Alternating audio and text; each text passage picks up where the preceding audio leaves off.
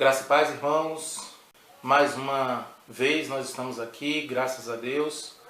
Mais uma vez no nosso estudo em autoconfrontação. Vamos começar agora na lição 11, página 4. Nós vamos falar sobre as respostas não bíblicas à ira e à amargura. Lembrando que nós estamos estudando a visão bíblica sobre o que é ira e sobre o que é amargura. E hoje nós vamos começar a aprender um pouco sobre quais são as respostas não bíblicas que nós somos tentados a ter ou a dar para a ira e a amargura. A nossa oração é para que o Senhor nos ajude, nos fortaleça e que nós possamos ter o crescimento espiritual nessa área de tal maneira que nós possamos realmente ter aqui uma vida sem ira e sem amargura para a glória do Senhor. Oremos. Querido Deus, glorioso Pai, em nome de Jesus Cristo, Deus, muito obrigado por este momento, muito obrigado por esse estudo na Tua Palavra. Nós te pedimos, ó Pai, em nome de Jesus Cristo, que o Senhor nos ajude, que Teu Espírito Santo, Senhor Deus, usando a Tua Palavra, Pai, possa produzir transformação em nossas vidas. Nós te pedimos em nome de Jesus. Amém. Pois bem, irmãos, respostas não bíblicas à ira e à amargura. Você pode, às vezes, tentar justificar sua ira dizendo: Deus ficou irado, como em Números 25:4. Ou Jesus ficou irado, como em Marcos 3:5. E então eu posso ficar irado também. Todavia, Deus é perfeitamente santo e você não é. A santidade, a justiça, o amor e a perfeição de Deus permanecem constantes, ainda que ele seja zeloso, como em Êxodo 25, fique irado, como em 2 Crônicas 28:11, exercite vingança, como em Romanos 12:19, fique indignado a cada dia, como em Salmos 7:11. Ao contrário de Deus, a sua carne está em contínuo conflito entre o bem e o mal, e consequentemente, você terá dificuldade para reagir às situações de grande carga emocional sem pecar. Números 25, verso 4. Disse o Senhor a Moisés: Toma todos os cabeças do povo e enforca-os ao Senhor diante do sol, e o ardor da ira do Senhor se retirará de Israel. É realmente para os nossos dias de cultura ocidental do século XXI, palavras muito duras.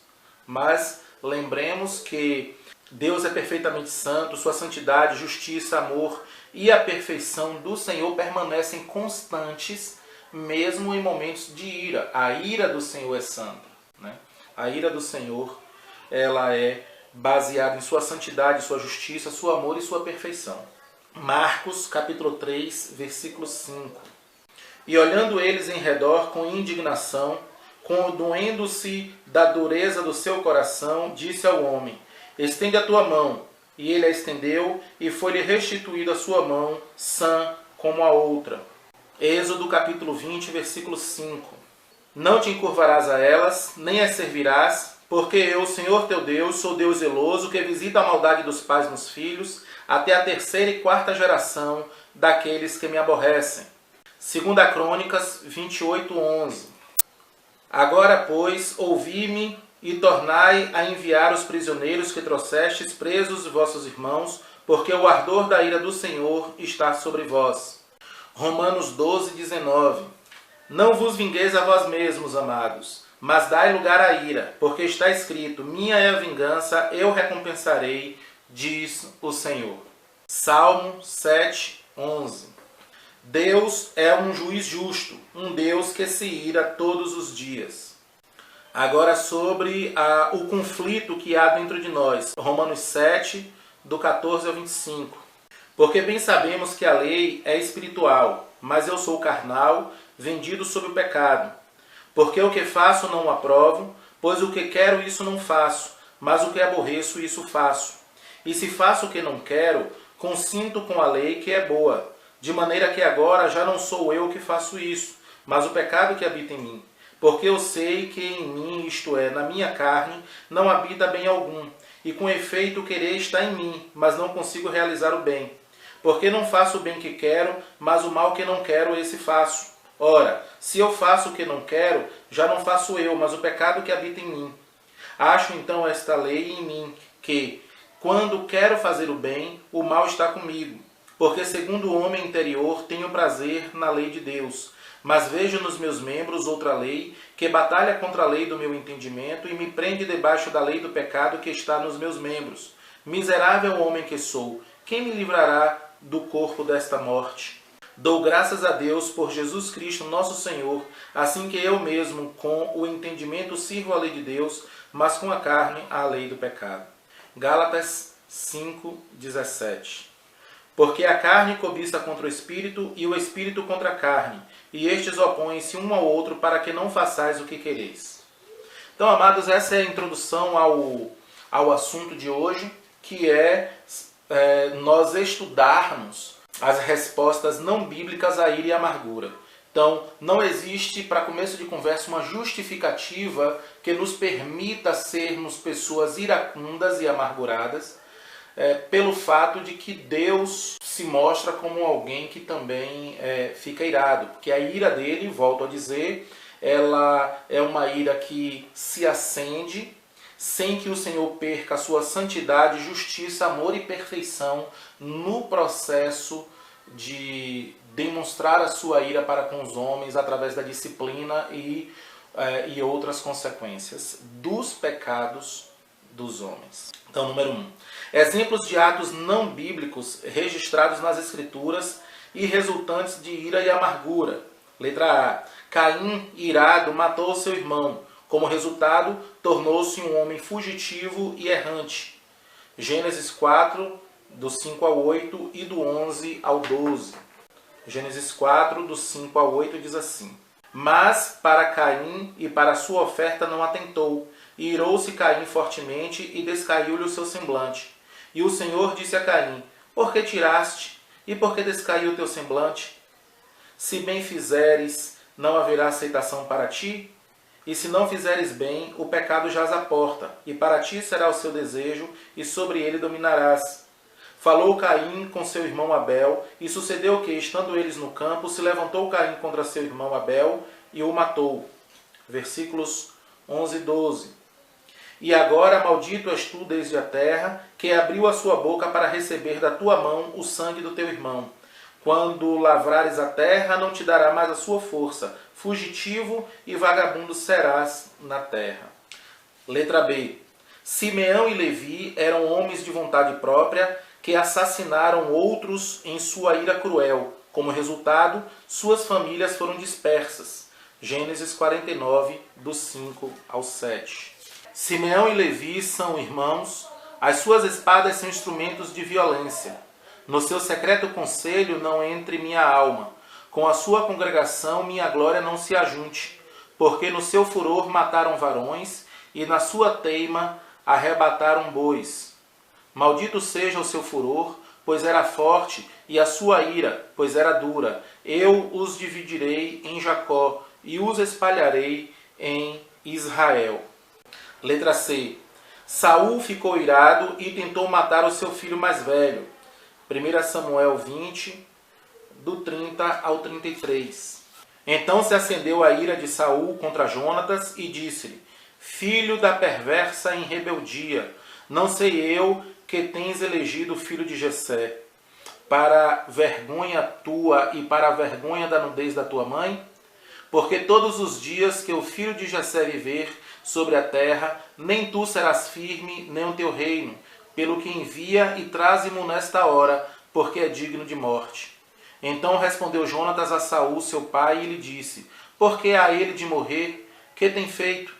Então Saul atirou-lhe com a lança para o ferir.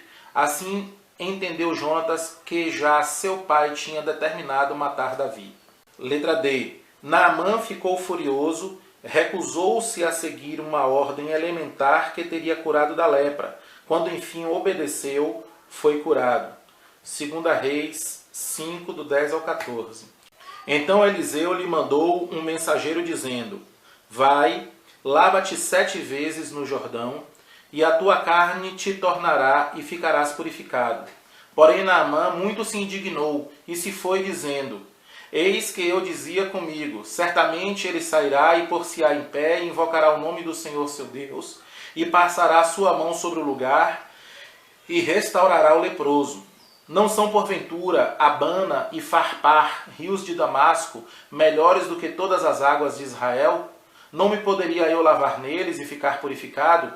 E voltou-se e se foi com indignação. Então chegaram-se a ele os seus servos e lhe falaram e disseram: meu pai, se o profeta te disser alguma grande coisa, porventura não a farias? Quanto mais dizendo-te a ele: lava-te e ficarás purificado.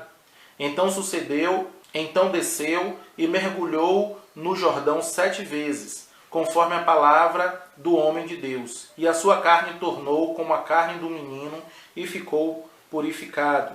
Letra E. Uzias, confrontado pelo sacerdote devido à sua infidelidade para com o Senhor, ficou furioso e foi tomado pela lepra até o dia de sua morte. 2 Crônicas 26, do 16 ao 23. Mas, havendo-se já fortificado, exaltou-se o seu coração até se corromper, e transgrediu contra o Senhor seu Deus, porque entrou no templo do Senhor para queimar incenso no lugar do incenso. Porém o sacerdote Azarias entrou após ele, e com ele 80 sacerdotes do Senhor, varões valentes, e resistiram ao rei Uzias, e lhe disseram: a ti, Uzias, não compete queimar incenso perante o Senhor, mas aos sacerdotes filhos de Arão, que são consagrados para queimar incenso. Saí do santuário, porque transgrediste, e não serás isto para a honra tua da parte do Senhor Deus. Então Uzias se indignou, e tinha um incensário na sua mão para queimar incenso. Indignando-se ele, pois, contra os sacerdotes, a lepra lhe saiu à testa perante os sacerdotes na casa do Senhor, junto ao altar do incenso. Então o sumo sacerdote Azarias olhou para ele, como também todos os sacerdotes, e eis que já estava leproso na sua testa, e apressadamente o lançaram fora, e até ele mesmo se deu pressa a sair, visto que o Senhor o ferira. Assim ficou leproso o rei Uzias até o dia da sua morte, e morou por ser leproso numa casa separada, porque foi excluído da casa do Senhor. E Jotão, seu filho, tinha o cargo da casa do rei, julgando o povo da terra. Quanto aos mais dos sucessos de Uzias, tanto os primeiros como os derradeiros, o profeta Isaías, filho de Amós, o escreveu. E dormiu Uzias com seus pais, e o sepultaram com seus pais no campo do sepulcro que era dos reis, porque disseram: leproso é, e Jotão, seu filho, reinou em seu lugar. Letra F. Jonas ficou muito desgostoso e irado quando o Senhor mostrou compaixão para com Nínive, e então Deus o repreendeu e humilhou. Jonas 4, do 1 ao 11. Mas desgostou-se Jonas extremamente disso e ficou todo ressentido. E orou ao Senhor e disse: ah, Senhor, não foi isso que eu disse estando ainda na minha terra? Por isso me preveni fugindo para Tarsis, pois sabia que és Deus piedoso e misericordioso, longânimo e grande em benignidade, e que te arrependes do mal. Peço-te, pois, ó Senhor, tira-me a minha vida, porque melhor me é morrer do que viver. E disse o Senhor: é razoável esse teu ressentimento? Então Jonas saiu da cidade e assentou-se ao oriente da cidade, e ali fez uma cabana, e se assentou debaixo dela à sombra, até ver o que aconteceria à cidade.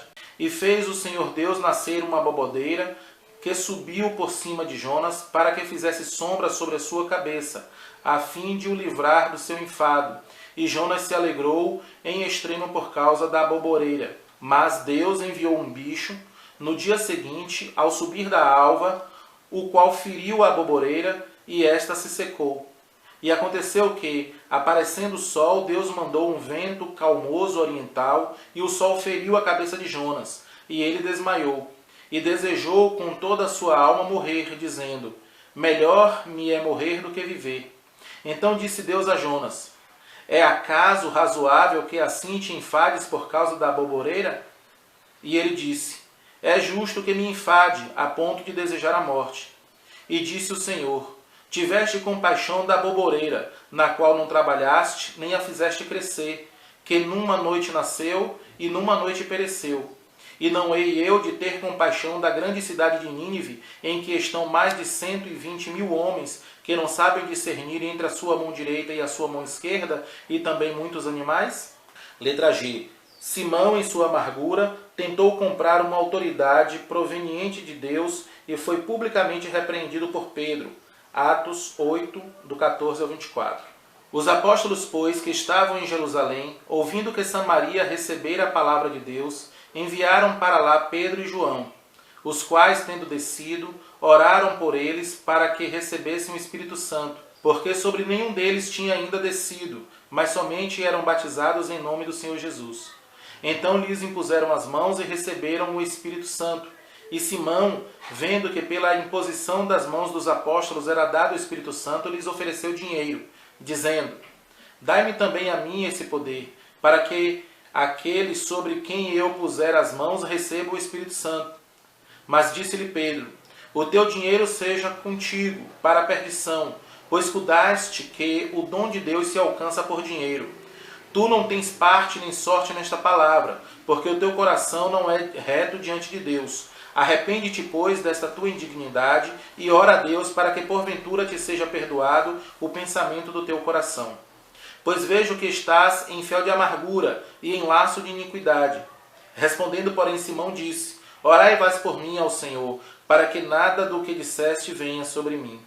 Então, queridos, o que nós vimos aqui nesta oportunidade hoje é uma introdução ao assunto, uma explicação bíblica para nós que existe uma grande diferença entre a ira e a amargura que nós manifestamos e a ira que Deus manifesta, porque a nossa ira ela é contaminada pelo pecado, pela luta permanente entre vontade de ser santo e vontade de pecar que existe em nosso coração.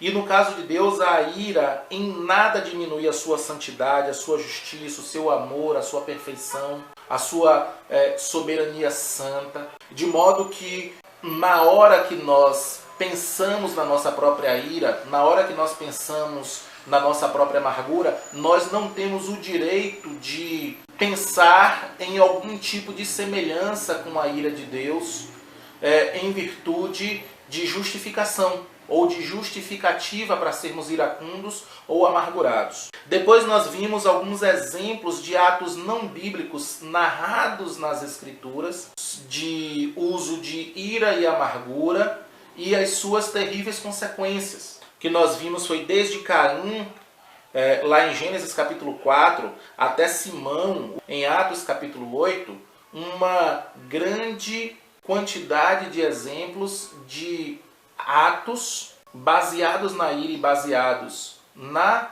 amargura que levaram a terríveis consequências. Então que o Senhor nos ajude. Nós hoje aprendemos a diferença entre a ira de Deus e a ira do homem. Nós vimos alguns exemplos não bíblicos de homens que ficaram irados e as consequências disso. A nossa intenção é que nessa lição 11 nós possamos realmente aprender a deixar que o Senhor cuide de nós, das nossas demandas, para que nós não fiquemos nem irados nem amargurados. Oremos. Querido Deus, glorioso Pai, em nome de Jesus Cristo, Senhor, muito obrigado por esta bênção. Muito obrigado, Senhor Deus, por este momento de estudo na Tua Palavra. Nós oramos, Senhor Deus, agradecidos e te pedimos que o Senhor verdadeiramente produza as mudanças sobre ira e amargura em nossos corações, para que sejamos cada vez mais parecidos contigo. Nós oramos em nome de Jesus. Amém.